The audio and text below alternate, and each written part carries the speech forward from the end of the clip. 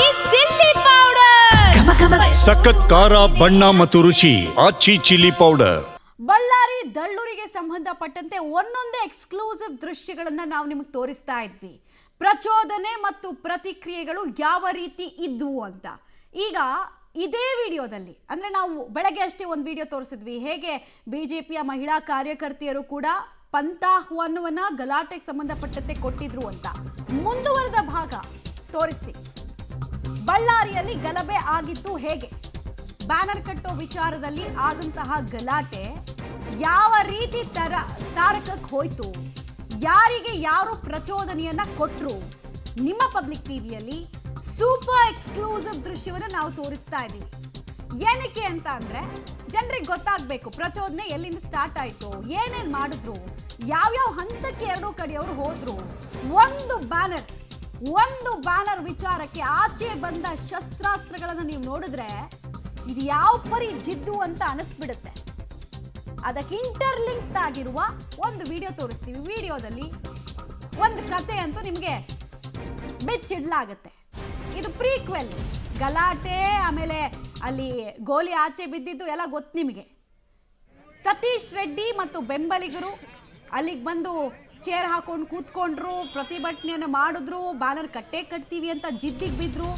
ಎಲ್ಲ ವಿಜುವಲ್ಸ್ ಈಗಾಗಲೇ ನೋಡಿದ್ದೀರಾ. ಬಟ್ ಈ ವಿಡಿಯೋದಲ್ಲಿ ನೀವು ಇನ್ನೂ ಕೆಲ ವಿಚಾರಗಳನ್ನು ನೋಡ್ತೀರಾ. ಗಲಾಟೆ ವೇಳೆ ಬಿಜೆಪಿ ಕಾರ್ಯಕರ್ತೆಯರು ಖಾರದ ಪುಡಿಯನ್ನ ಎರಚಿದ್ರ. ಕಾಂಗ್ರೆಸ್ ಕಾರ್ಯಕರ್ತರ ಮೇಲೆ ಖಾರದ ಪುಡಿಯನ್ನ ಎರಚಿದ ಆರೋಪ ಬಿಜೆಪಿಯ ಮಹಿಳಾ ಕಾರ್ಯಕರ್ತೆಯರ ಮೇಲೆ ಕೇಳಿ ಬರ್ತಾ ಇದೆ. ಖಾರದ ಪುಡಿ ಎರಚುವ ದೃಶ್ಯ ನಮಗೆ ಸಿಕ್ಕಿದೆ.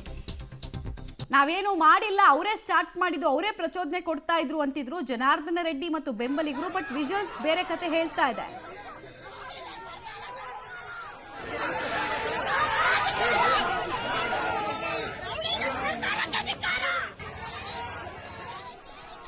ನಿಮಗೆ ಈ ವಿಜುವಲ್ ನೋಡಿದಾಗ ಸ್ಪಷ್ಟವಾಗಿ ಕಾಣಿಸುತ್ತೆ, ಅಲ್ಲಿ ಏನೋ ಎರ್ಚೋದು ಕಾಣಿಸುತ್ತೆ. ಅಲ್ಲಿ ಇವಾಗ ಆ ಕ್ಯಾಮ್ರಾದಲ್ಲಿ ಅದು ರೆಕಾರ್ಡ್ ಆಗಿದೆ. ಅದು ಖಾರದ ಪುಡಿಯನ್ನ ಕೈಯಲ್ಲಿ ಇಷ್ಟು ಸಂಖ್ಯೆಯಲ್ಲಿದ್ದಂತಹ ಮಹಿಳೆಯರು ಮೊದಲೇ ತಗೊಂಡು ಬಂದಿದ್ರು. ಅಂದ್ರೆ ಗಲಾಟೆ ಮಾಡ್ತೀವಿ, ಅಲ್ಲಿ ದೊಡ್ಡ ಗಲಾಟೆ ಆಗುತ್ತೆ, ಕಣ್ಣಿಗೆ ಖಾರದ ಪುಡಿಯನ್ನು ನಾವು ಎರಚ್ತೀವಿ, ಹಿಂದೆಗಡೆ ಇದ್ದವರು ದೊಣ್ಣೆ ಗಿಣ್ಣೆ ತಗೊಂಡು ಹೊಡಿತಾರೆ, ಅಲ್ಲಿಗೆ ನಮ್ಮ ಪ್ಲಾನ್ ಎಕ್ಸಿಕ್ಯೂಟ್ ಆದಂಗೆ ಆಗುತ್ತೆ ಅಂತ. ಏಕಾಏಕಿ ಇವರು ಪೂರ್ವ ತಯಾರಿ ಇಲ್ಲದೆ ಬಂದಿದ್ರೆ ಕೈಯಲ್ಲಿ ಖಾರದ ಪುಡಿ ಹೆಂಗೆ ಬರ್ತಾ ಇತ್ತು? ಮಹಿಳೆಯರು ಪ್ರತಿಭಟನೆ ಮಾಡೋದು, ಧಿಕ್ಕಾರ ಕೂಗೋದು ಅವ್ರ ಹಕ್ಕು. ಖಾರದ ಪುಡಿ ಎರಚೋದು ಹಕ್ಕಲ್ಲ. ಖಾರದ ಪುಡಿ ಮಹಿಳೆಯರು ಎರಚಿರುವಂತಹ ದೃಶ್ಯ. ಈ ಕಡೆ ಇರೋರು ಕಾಂಗ್ರೆಸ್ನ ಕಾರ್ಯಕರ್ತರು, ಅವ್ರನ್ನ ಹಿಡಿದು ಸಂಭಾಳಿಸ್ತಾ ಇದ್ದಾರೆ ಪೊಲೀಸರು. ಅಷ್ಟರಲ್ಲಾಗ್ಲೇ ಎಷ್ಟು ಹತ್ತಿರದಿಂದ ಖಾರದ ಪುಡಿಯನ್ನ ಎರಚೋ ಕೆಲಸ ಆಗಿದೆ. ಕಾಂಗ್ರೆಸ್ ಕಾರ್ಯಕರ್ತರು ಮಾಡ್ತಾ ಇದ್ದ ಆರೋಪ ಅಲ್ಲಿಗೆ ನಿಜವಾಗಿದೆ. ಆರೋಪವನ್ನ ಪುಷ್ಟೀಕರಿಸ್ತಾ ಇದೆ ಈ ದೃಶ್ಯ. ಒಬ್ಬೊಬ್ರ ಕೈಯಲ್ಲಿ ಕೂಡ ಖಾರದ ಪುಡಿ ಇದೆ. ಯಾರು ಇವ್ರಿಗೆ ಸೂಚನೆ ಕೊಟ್ಟವರು? ತಗೊಂಡ್ ಬನ್ರಿ ನಿಮ್ಮ ಮನೆಯಲ್ಲಿ, ಅಡುಗೆ ಮನೇಲಿ ಇರ್ಬೇಕಾದ ಖಾರದ ಪುಡಿ ಪ್ರತಿಭಟನೆ ಟೈಮಲ್ಲಿ ಏನು ಕೆಲಸ? ಯಾರು ಹೇಳಿದ್ದು ಇವ್ರಿಗೆ? ಅದಕ್ಕೆ ನಾವು ಹೇಳ್ತಾ ಇದ್ದಿದ್ದು ಬೆಳಗ್ಗೆಯಿಂದ ಫೇರ್ ಇನ್ವೆಸ್ಟಿಗೇಷನ್ ಆಗಬೇಕು. ಇದು ಅಂತಿಂತ ಪ್ರಕರಣ ಅಂತ ಸುಮ್ಮನೆ ಯಾರೋ ಒಂದು 10 ಜನರನ್ನು ಬಂಧಿಸೋದು, ಸುಮ್ಮನೆ ಆಗೋದು ಹಂಗೆ ಮಾಡಬಾರ್ದು.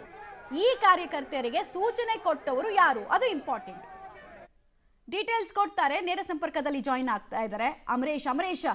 ಪ್ರತಿಭಟನೆ ಮಾಡೋದಕ್ಕೆ ಕೇವಲ ಉದ್ದೇಶ ಆಗಿದ್ದಿದ್ರೆ ಕೈಯಲ್ಲಿ ಖಾರದ ಪುಡಿ ಯಾಕೆ ಬರ್ತಾ ಇತ್ತು? ಕೈಯಲ್ಲಿ ಖಾರದ ಪುಡಿ ಅಂದ್ರೆ ಪೂರ್ವ ನಿಯೋಜಿತವಾಗಿ ಹೊಡಿಬಡಿ ಆಗುತ್ತೆ, ನಮ್ಮ ಕಡೆಯಿಂದ ನಮ್ಮ ಕೈ ಮೇಲಾಗೋದಕ್ಕೆ ಏನೇನು ತಯಾರಿ ಬೇಕೋ ಅದು ಮಾಡ್ಕೊಂಡು ಬರ್ತೀವಿ ಅನ್ನೋದನ್ನ ಮಹಿಳೆಯರಿಗೆ ಯಾರೋ ಫಸ್ಟೇ ಇನ್ಸ್ಟ್ರಕ್ಷನ್ ಕೊಟ್ಟಿದ್ರು.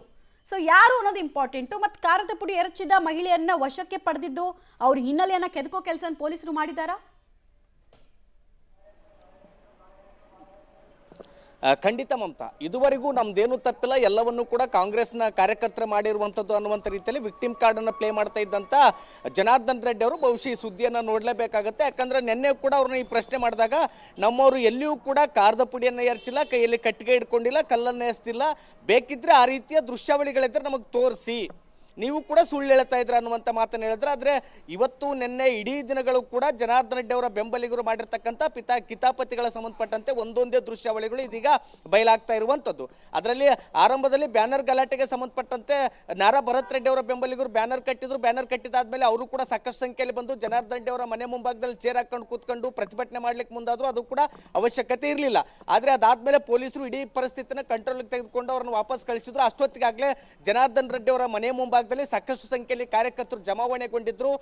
ಪುರುಷರು ಕಟ್ಟಿಗೆಗಳನ್ನು ತೆಗೆದುಕೊಂಡಿದ್ರೆ, ಒಂದಿಷ್ಟು ಜನ ಹೆಣ್ಮಕ್ಳು ಏನು ಬಂದಿದ್ರು ಅವರೆಲ್ಲರೂ ಕೂಡ ಕೈಯಲ್ಲಿ ಕಾರದ ಪುಡಿಯನ್ನು ಇಟ್ಕೊಂಡು ಬಂದಿದ್ರು ಅನ್ನುವಂಥದ್ದು ಈಗಾಗಲೇ ಗೊತ್ತಾಗ್ತದೆ. ಇದೆಲ್ಲವನ್ನು ನೋಡಿದ್ರೆ 100% ಇದೊಂದು ಪೂರ್ವ ನಿಯೋಜಿತ ಕೃತ್ಯ. ಜನಾರ್ದನ್ ರೆಡ್ಡಿ ಅವರ ಮನೆ ಮುಂಭಾಗದಲ್ಲಿ ಹಾಕಿದ್ದಂಥ ಬ್ಯಾನರನ್ನು ನಾವು ತೆರವು ಮಾಡಿದ್ವಿ. ಅದಾದ್ಮೇಲೆ ಮತ್ತೆ ಅವ್ರ ಬ್ಯಾನರನ್ನು ಹಾಕ್ತಾರೆ. ಹೀಗಾಗಿ ಗಲಾಟೆಗೆ ಬೇಕಾಗಿರ್ತಕ್ಕಂಥ ಎಲ್ಲ ಸಿದ್ಧತೆಗಳನ್ನ ನಾವು ಕೂಡ ಮಾಡ್ಕೊಳ್ಬೇಕು ಅನ್ನುವಂಥ ರೀತಿಯಲ್ಲಿ ಜನಾರ್ದನ್ ರೆಡ್ಡಿ ಅವರ ಬೆಂಬಲಿಗೆ ಎಲ್ಲ ರೀತಿಯ ಪೂರ್ವ ಸಿದ್ಧತೆಗಳನ್ನ ಮಾಡ್ಕೊಂಡಿದ್ರು. ಅದ್ರ ಭಾಗವಾಗಿಯೇ ಅವರು ಕಟ್ಟಿಗೆಗಳನ್ನು ಕೂಡ ಸಂಗ್ರಹ ಮಾಡ್ಕೊಂಡಿದ್ರು ಮತ್ತು ಕಾರದ ಪುಡಿಗಳನ್ನು ಕೂಡ ತೆಗೆದುಕೊಂಡು ಬಂದಿಟ್ಕೊಂಡಿದ್ರು.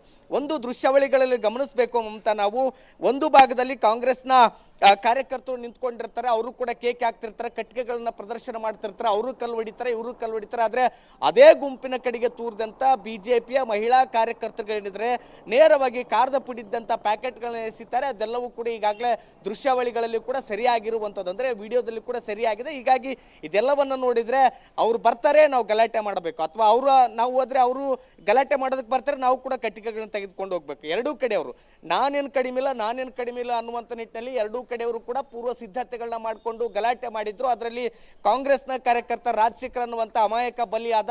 ಇದರಲ್ಲಿ ಒಟ್ಟಾರೆಯಾಗಿ ಎರಡೂ ಕಡೆಯವರು ಕಟ್ಟಿಗೆ ಕಲ್ಲುಗಳನ್ನು ಸಂಗ್ರಹ ಮಾಡಿಟ್ಕೊಂಡಿದ್ರೆ, ಜನಾರ್ದನ್ ರೆಡ್ಡಿಯ ಬೆಂಬಲಿಗ ಮಹಿಳಾ ಕಾರ್ಯಕರ್ತರಿದ್ರು, ಅವರು ಕೂಡ ಕೈಯಲ್ಲಿ ಕಾರದ ಪುಡಿ ಪ್ಯಾಕೆಟ್ಗಳನ್ನ ತೆಗೆದುಕೊಂಡು ಬಂದು ಕಾಂಗ್ರೆಸ್ ಕಾರ್ಯಕರ್ತಿದ್ದಂಥ ಗುಂಪಿನ ಕಡೆಗೆ ಎಸೆದಿರುವಂಥ ದೃಶ್ಯಾವಳಿಗಳು ಕೂಡ ಸಿಕ್ಕಿದ್ರಿಂದಾಗಿ ಇದಕ್ಕೆ ಜನಾರ್ದನ್ ರೆಡ್ಡಿ ಉತ್ತರ ಕೊಡಬೇಕಾಗುತ್ತೆ. ನಮ್ಮ ಕಾರ್ಯಕರ್ತರು ಏನೂ ಮಾಡಿಲ್ಲ, ನಾವು ಯಾವುದನ್ನು ಕೂಡ ಇಲ್ಲ, ಅವರೇ ಪ್ರಚೋದನೆ ಮಾಡಿದ್ದು, ಅವರು ಎಸೆದಂತ ಕಲ್ಲು ಕಟ್ಟಿಗೆಗಳನ್ನ ಮತ್ತೆ ನಾವಿಲ್ಲಿಂದ ಎಸೆದಿದ್ವಿ ಅನ್ನುವಂಥದ್ದನ್ನ. ಆದ್ರೆ ಮಹಿಳಾ ಒಂದ್ ವೇಳೆ ಆ ಭಾಗದಿಂದ ಕಾರದ ಪುಡಿ ಏನಾದ್ರು ಬಂದಿದ್ರೆ ಅದು ನೆಲಕ್ಕೆ ಬಿದ್ದಿರ್ತಿತ್ತು, ಆ ಪ್ಯಾಕೆಟ್ಗಳು ಒಡೆದೋಗಿರ್ತಿತ್ತು. ಆದ್ರೆ ಆ ಚೀಲದಲ್ಲಿ ತುಂಬಿದ್ದಂತ ಕಾರದ ಪ್ಯಾಕೆಟ್ಗಳನ್ನ ಪುಡಿಯ ಪ್ಯಾಕೆಟ್ಗಳನ್ನ ಬಿಜೆಪಿ ಮಹಿಳಾ ಕಾರ್ಯಕರ್ತರು ಇಲ್ಲಿಂದ ನೇರವಾಗಿ ಆ ಭಾಗಕ್ಕೆ ಎಸೆದಿರುವಂತದ್ದು ದೃಶ್ಯ ಸರಿಯಾಗಿದೆ. ಹೀಗಾಗಿ ಇದನ್ನ ನೋಡಿದ್ರೆ ಒಂದಂತೂ ಸ್ಪಷ್ಟವಾಗುತ್ತೆ, ಪೂರ್ವ ಸಿದ್ಧತೆಗೆ ಸಂಬಂಧಪಟ್ಟಂತೆ ಎರಡೂ ಕಡೆ ಅವರು ಗಲಭೆಗೆ ಮುಂಚೆನೆ ತಯಾರಾಗಿದ್ರು ಅನ್ನುವಂಥದ್ದು ಕ್ಲಿಯರ್ ಆಗಿ ಗೊತ್ತಾಗಿರುವಂಥದ್ದು ಮಮತಾ. ಅಮರೇಶ್, ಹಾಗೆ ಸಂಪರ್ಕದಲ್ಲಿರಿ. ಇದೊಂದು ಪೂರ್ವ ನಿಯೋಜಿತ ಕೃತ್ಯ ಅನ್ನೋದ್ರಲ್ಲಿ ಎರಡು ಅನುಮಾನ ಇಲ್ಲ, ಬಹಳ ಸ್ಪಷ್ಟವಾಗ್ತಾ ಇದೆ ಈ ದೃಶ್ಯಾವಳಿಗಳು. ಇದ್ರ ಜೊತೆಗೆ ಬಿಜೆಪಿಯ ಮಹಿಳಾ ಕಾರ್ಯಕರ್ತೆಯರ ಇನ್ನಷ್ಟು ಕಿತಾಪತಿಯ ದೃಶ್ಯಾವಳಿಗಳು ಕೂಡ ನಮಗೆ ಸಿಕ್ಕಿದೆ.